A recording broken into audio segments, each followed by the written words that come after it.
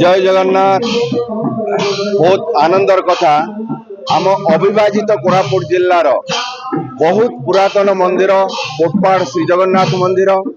ये बहुत पुरातन, कम से कम 5-6 पीढ़ी यही मंदिर रे सेवा करी करी बाहर लेनी।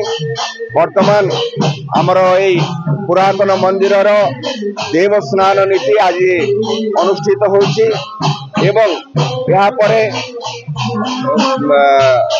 सुना हाथी बेश कार्यक्रम रही।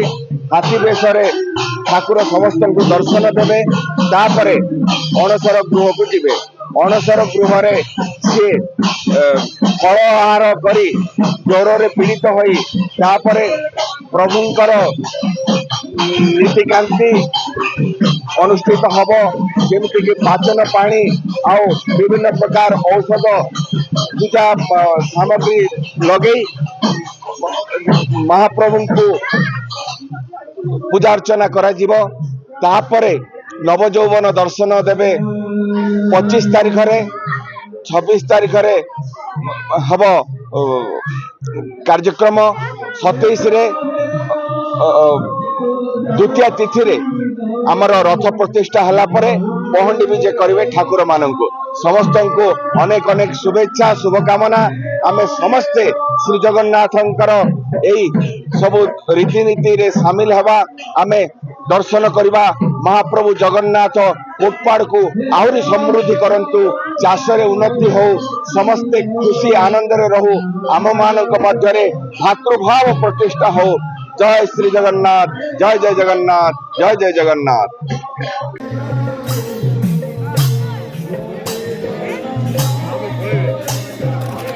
जय जगन्नाथ।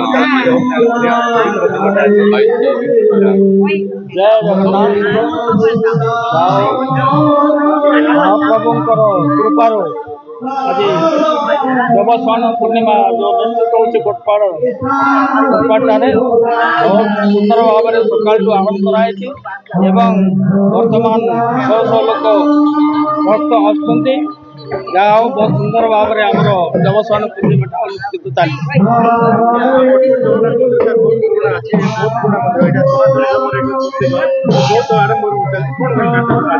आम कोटपाड़ रथ यात्रा हूँ बहुत पुरातन रथ यात्रा, जोटा कि 100 वर्ष आगु ये रथ यात्रा एवं मंदिर आरंभ होता एवं प्राय 30-40 किलोमीटर एरिया से कौन सी जगन्नाथ मंदिर नाला से कोटपाड़ बहुत नाम अच्छी रथ यात्रा बहुत फेमस अच्छी।